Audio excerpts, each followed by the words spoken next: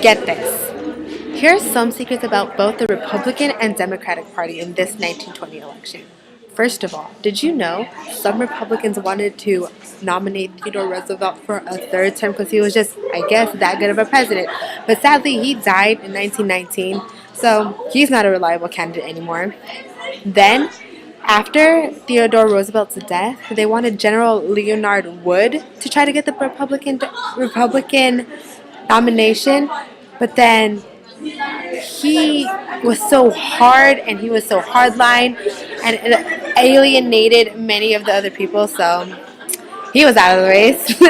And then Hiram Johnson were limited to the old grant and blamed for his defecting in 1920, so that didn't run either. And lastly, Herbert Hoover and also yours truly, Warren Harding, were considered as the dark horse candidate for the Republican Party. And for the Democratic Party, they don't have that much dish. But Woodrow Wilson's health problems was the only reason why he wasn't the candidate. So stay tuned for more of The Gossiper.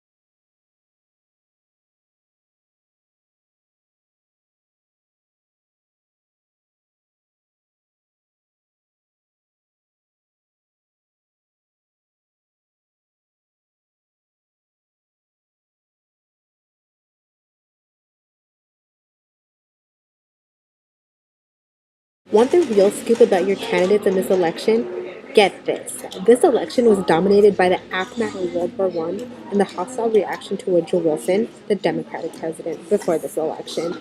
It was because he had a stroke and couldn't speak. Too sick to work, you know? The wartime boom and had collapsed. Peace treaties and the question of America's entry into the League of Nations were the major issues of this election. Ironic, right? We're fighting over peace. The economy was in recession. The public was weary of war and reform. The Irish Catholic and German communities were outraged at his policies, and his sponsorship of the League of Nations produced an isolationist reaction. Whichever office wins has a lot of problems they need to face. Following the end of World War I and the freedom from the wartime economy and lifestyle, U.S. politicians focused on the social and cultural issues of the day. People wanted to end to labor problems, racial strife, less immigration, conservative policies, a return to Christian values, and less government interference in their lives. I mean, seriously, who wants government to be in their lives? I know I don't.